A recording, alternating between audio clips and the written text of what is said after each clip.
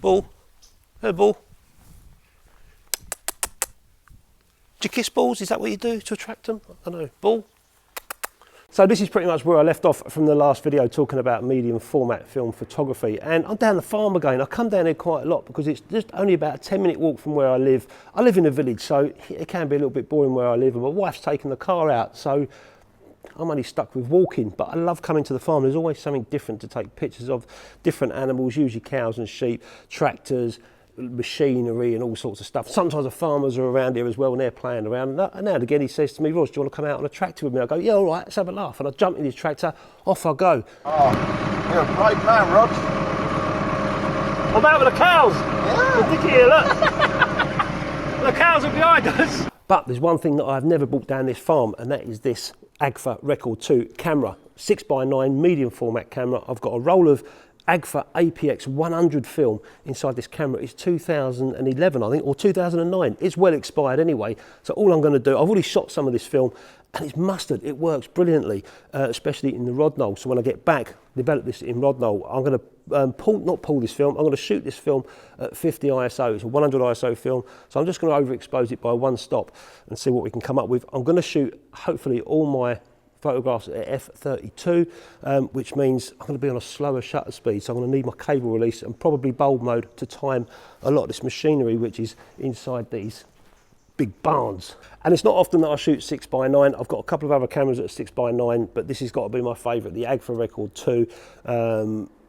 I usually shoot in 35mm, or if it's medium format, usually 6x6. So these 6x9 legs are just like a little bit of a playtime, and can also get some serious results as well. But because I haven't brought this camera down the farm, it'll be interesting to see what I can get. Now, the last time I featured this camera on the channel, I didn't quite grasp the concept of 6x9. I wasn't quite sure back in the day. This is 1952 camera, so back in the 50s, I wasn't quite sure what they was doing with these size negatives, these 6x9s, you know, when you can shoot smaller negatives and get more on a roll of film. But apparently I learned, I didn't know this at the time, that they were fantastic for contact printing. So you could shoot, I get 8 shots on this roll of film. 6x6 I'll get 12, 645 I'll get 15. But on a 6x9 I'll only get 8 shots.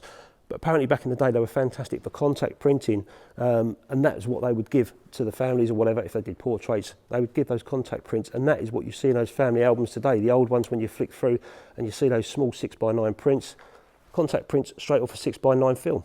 And talking of medium format, I made another video on top of this one, which I'll put a link in the description. If you're new to film photography or you want to get into medium format, I've made a video all about medium format film and how easy it is to get into. So check out that video after you've seen this one. I'm just looking at this composition here. Can you see the railings and that rope hanging down and the tractor sitting behind it, that old Ford Major tractor?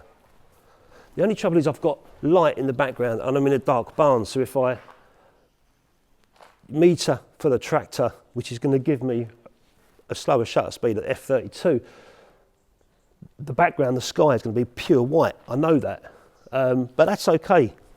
Maybe I can crop that out, I don't know.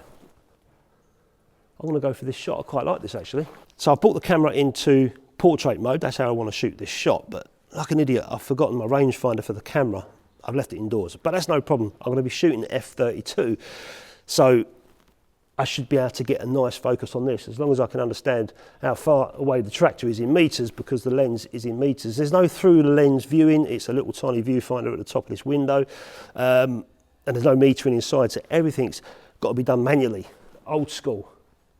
How far do you reckon that tractor is away? I reckon 2 meters. I usually do these steps for my metering. 1, 2, 3, 4, 5, 6, you know. One of the problems with these cameras is the focusing ring can get pretty stiff, and that's because of the green grease that they put inside these AGFA cameras back in the day. And over the years they end up becoming like a hard glue, but this one's luckily still moving with a little bit of freedom, but I am fighting with it. 2 meters. And on the side of this camera there's a little tiny scale for my zone focusing, or hyperfocal, if you like, on the scale on the side here. So I've just put in f/32 at 2 meters, and it reckons anything between 1 meter and 9 meters I'll be in focus. Pretty cool. Put the cable release in because I'm going to use this. I'll probably be in bulb mode till I do some metering. Let's have a look. Let's come this side of the tractor, do a little bit of metering back towards the camera. Let's have a look. f/32 8 seconds, f32, so I'm definitely going to have to go in bulb mode. And I'm going to allow for a little bit of reciprocity as well with that film, even though I'm overexposing already by one stop, because I'm measuring this at 50 ISO instead of 100, because of the age of the film. But I don't want to overexpose, but I'd rather overexpose than underexpose. I can recover an overexposed image not so easy with an underexposed image. 8 seconds, f32. So I'm just trying to get the camera as straight as possible. Looking through the viewfinder is a little bit of a guide, but not great. I'm hopefully going to get that forward sign in and this rope coming down kind of like the right hand side of the frame a little bit. And then I've got to count it in 8 seconds. I've got to go 12 seconds and see what happens. So I have to cock the shutter, make sure I'm in f32, which I am. And I can use my timer on my watch for 12 seconds. Go. 3, 4, 5, 6, 7, 8, 9, 10, 11, 12. Off. Done. Hopefully that's come out all right.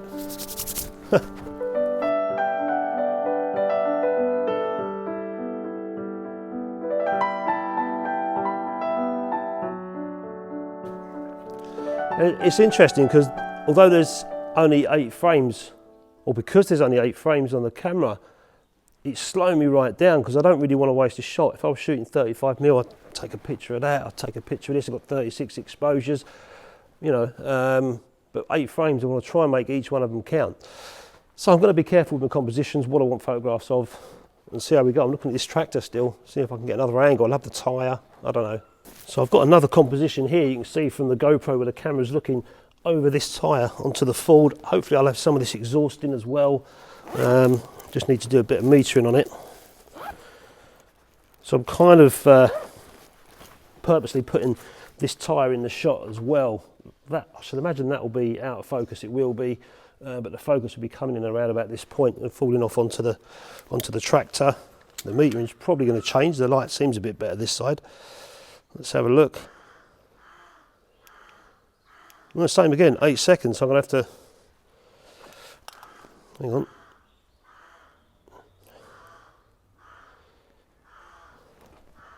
No, 4 seconds, I lied.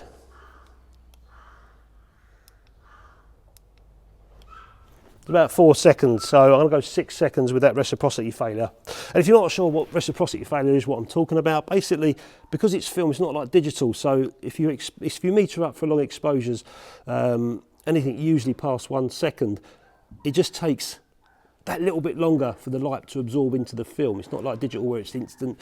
So if my metering says 1 second, if my metering says 2 or 3 seconds, I then have to look at reciprocity failure charts for that particular film to see how much more allowance I need to give on the exposure side, just for the light to absorb into the film and get the right exposure for me. Most films have got their own reciprocity charts, they're all different, apart from Fuji Acros 2 is the only one that I know that can go up to about 2 minutes without having to compensate. But this film, I don't know what it is, so I'm just kind of guesstimating a little bit. 4 seconds it says there, I'm going to give it 6 seconds. 1, 2, 3, 4, 5, 6, and off. Advance the film again to frame number 3.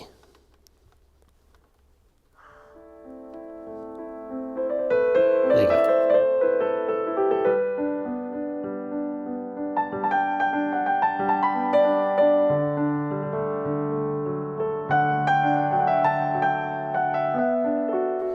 Now, I was looking at the front of this shot for a composition on the front of it, but there's no light. The light's over there coming down and I'm just in kind of like shade here.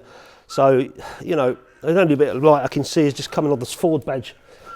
But, you know, photography is all about light. If there's no light on there, the photograph's going to look flat. So there's no point in taking it. I'm always looking for something that's got a bit of light going on, like the side of that Ford sign there. But coming up the front of it, there's just nothing at all. So I'm going to give up with this side. So I'm on shot number 3. I've got 2 ideas of compositions for this tyre and the lights. I could either come this side and get the railings in front like I did the first shot, or I could come this side and get a clean shot of this big tyre and the fog lamp or the spot lamp on it and the brake light as well. I'm torn between, I don't want to take 2 shots.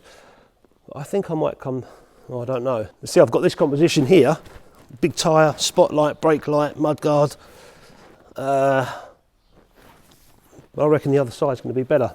What do you think? What one would you have done? Let us know in the comments, this side or the other side. It's always interesting to share ideas.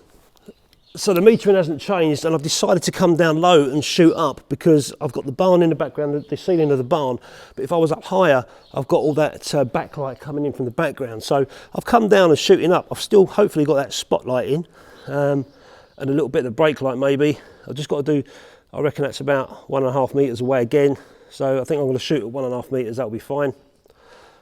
8 seconds again. Sorry, what was it? 6 seconds again. 1, 2, 3, 4, 5, 6. One more. Just did one more for the tyre. 7 seconds.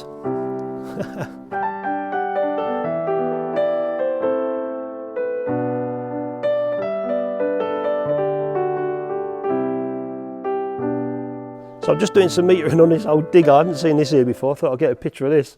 My camera's there, as you can see. If I point my meter up, my incident meter up to the sky, it's giving me F45 at 2 seconds. If I point it towards the camera, it's about a third of a stop less. So F45, F45 and a half, coming down towards the camera is about F45. Down towards the floor is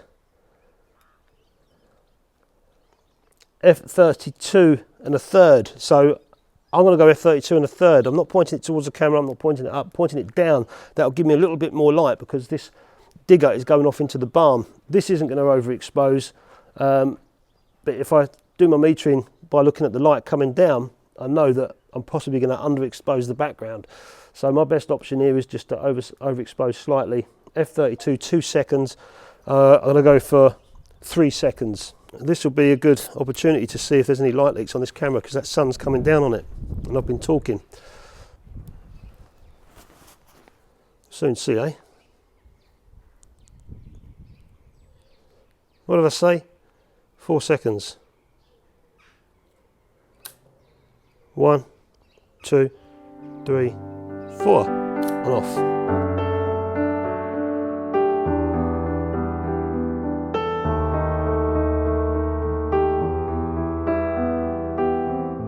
Look at all this crap, look, this is so old. Look at the seat, it's all brittle, and I don't even know if this still works. It must do because it's on the farm, but it'd be interesting to get a picture of all this area here. So I've got the camera just there. I've just done some metering, F32, 8 seconds. So I'm gonna go to 12 seconds, see how it works. Readjust my metering to about 1.5 meters. Yeah, just about under that. 1 meter would do. Oh, did you see that? It went on and off. Oh, bummer. I let go of the, I don't think I can take a double exposure on this. I don't think I can. Oh, that was a bummer. I can, well lovely, woohoo, double exposure. 6, 7, 8, 9, 10, 11, off. Oh, that was lucky. I didn't think I could take a double exposure. Interesting. Maybe you can, or maybe I can when the cable release is in. I know I can't if I didn't have the cable release. Here comes the farmer.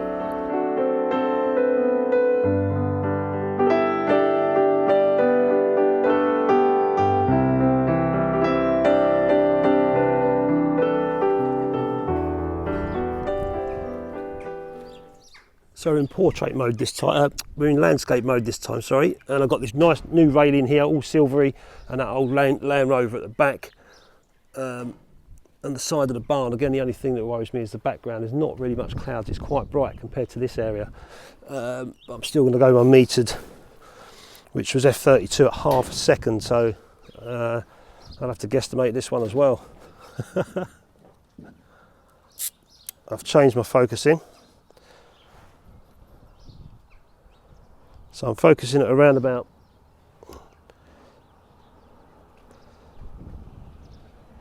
about 6 meters, but F32 should get everything in. About half a second, wait for that car to go.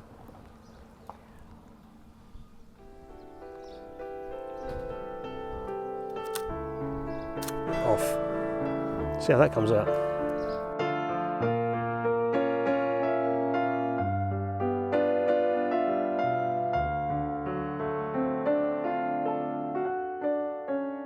So remember what I was saying about light? I've got some nice subtle light going on inside this, in this area here. You've got this old cart and the handles are wrapped up with this old white canvas, but the white is kind of lit up a little bit by the light coming through.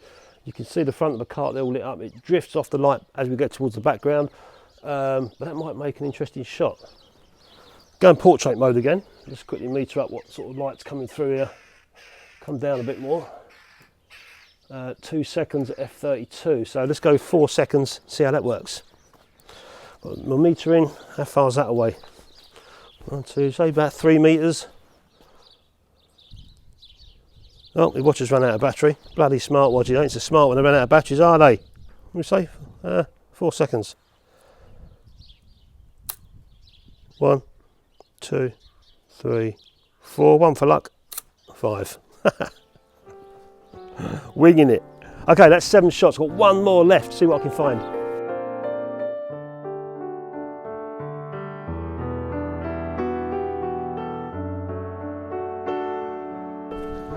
So I just found this for this old water butt here. My last shot. It's got some reeves in it. I just love this handle here and all this stud work going on. It's looking rustic and this old tyre's there, but I'm not getting that in the shot. Let's see what our light meter says here. F32. 1 second, so we'll give that 2 seconds. About 1 meter away. I've measured that. About 1 meter. All right, I might have to come back a little bit. I reckon that's about 1 meter.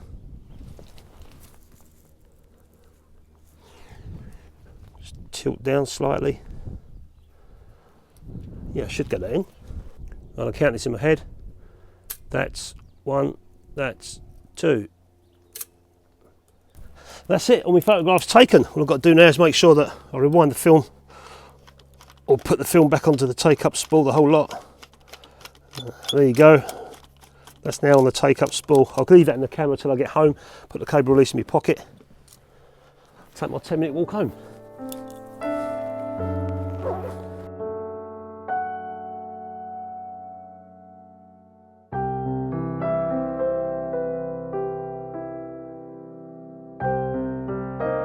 This is what I love about shooting film is I'm not knowing what I've got at all. I still get excited about getting back and developing these pictures and see how they come out, what I've got. And a friend with me in the past. Yeah, getting back home, developing and seeing what I've got. Also playing around with developers and different stuff. At the moment I've been doing a lot of stuff in RODINAL. I used to shoot developing RODINAL many years ago, quite often because it was economical. It was a lot cheaper, but I've been recently playing around with RODINAL and getting some nice results. I'm going to be putting this in RODINAL 1:50, 10 minutes and see how they come out. And like I've always said on my channel, you know, this is only a 10-minute walk away from me. If they don't come out that great, it's not going to make me upset, you know, because I can just come back and do it again. But more importantly, it's a Saturday afternoon and I've been out for a nice walk. Haven't met anybody. Sometimes when I go around this farm, I bump into people I know and have a little chat. Especially the farmer, have a chat with him. Sometimes he takes me out on his tractor. He did last week and I got his cold. Nice one. Cheers, Richard, for that. But yeah, above all, I've been out and had a nice little walk, you know, nice little trot on my toes. And haven't seen anybody. But it's better than sitting indoors doing nothing. Football's not on till tomorrow. World Cup final tomorrow. France and Argentina. Who do you want to win? I know who I want to win. Actually, I don't really care. Let's develop this film. England are out of the World Cup. It doesn't matter anymore. Oh, so I'm back at home now. Bleeding hell, it's cold out there. Right, let's get this film out of the camera. It's fully wound back onto its take-up spool. There you go. So we'll just get that out. And in the last video I was saying about, it comes with a little sticky tab. There it is there. This particular one you've got to lick. Oh, nearly broke that off. Look at that. That's how old it is. You've got to lick this. Like so, and stick it round. Job done. All I need to do is develop it. And to do that, I need to go into the darkroom and put this film onto this reel, which is set at 35mm. Let's set it to 120. Get on there. Get it onto that reel, put it into that tank and get developing. Well, that went on easy, so that's inside the tank now. Let's put some RODINAL in here. So I'm going 1 part to 50, 600 ml of water. So I need 12 millilitres of RODINAL. That's 5, 10, nearly. And 2 more, making 12.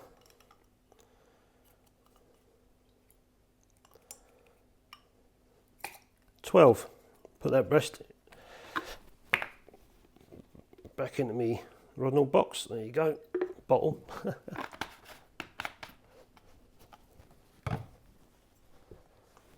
Give it a stir. This is at 20 degrees. 600's a little bit more than I need, but I always make up 600 from a medium format. 10 minutes on the clock. I'm not going to bother with any pre-washing. I haven't done that before with this film, so in it goes. And give it a whirl for the first 30 seconds. 1, 2, 4, and then 4 inversions every minute after that. So just coming up to the last minute now. Look at the state of this anti-elation dye. Turn that off in this film. Look at that.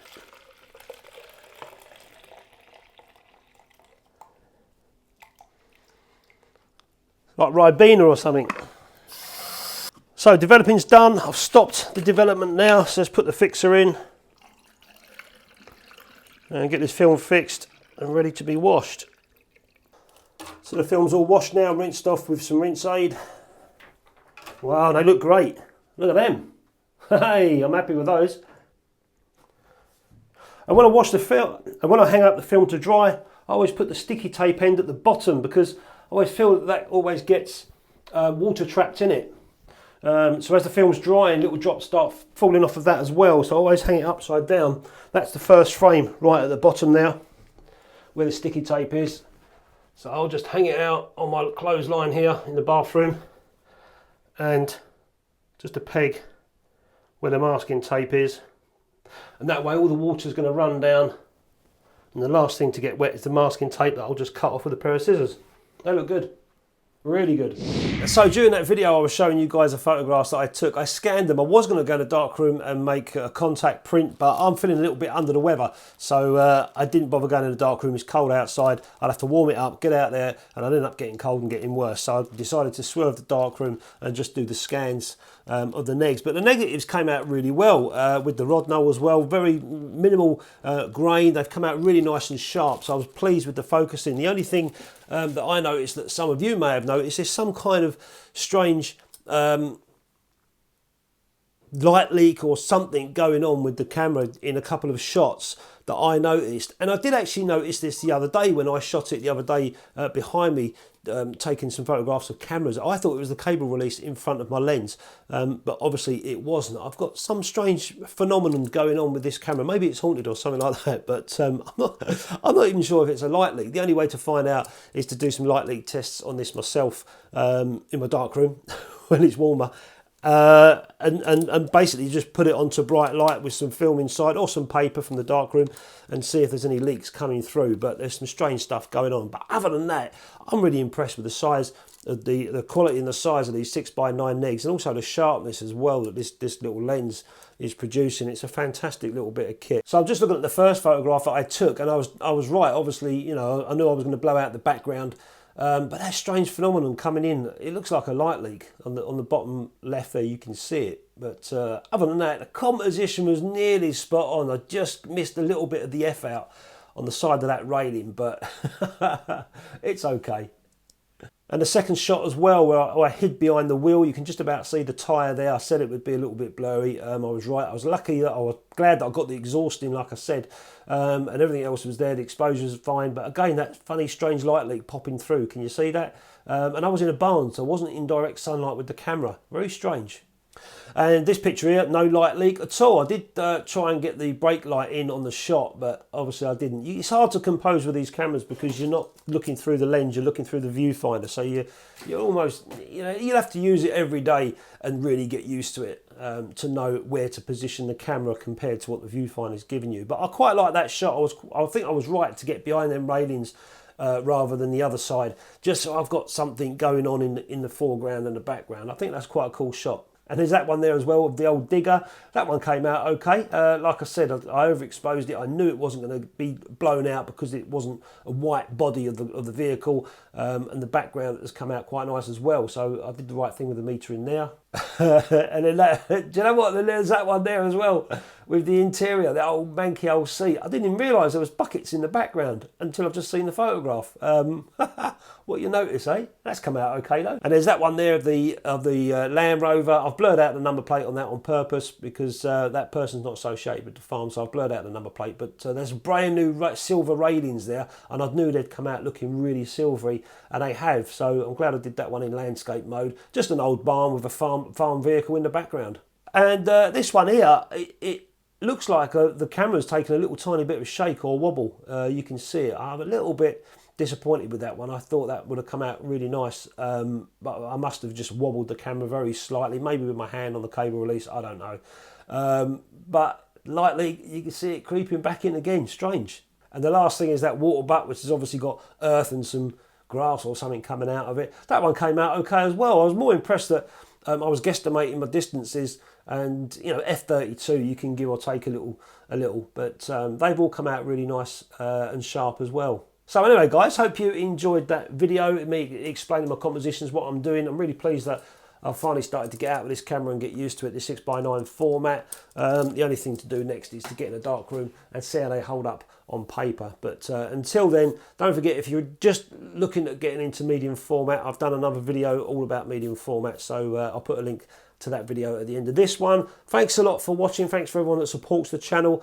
I'll catch you next time. I'm going to sit down, have me dinner, warm cup of cocoa.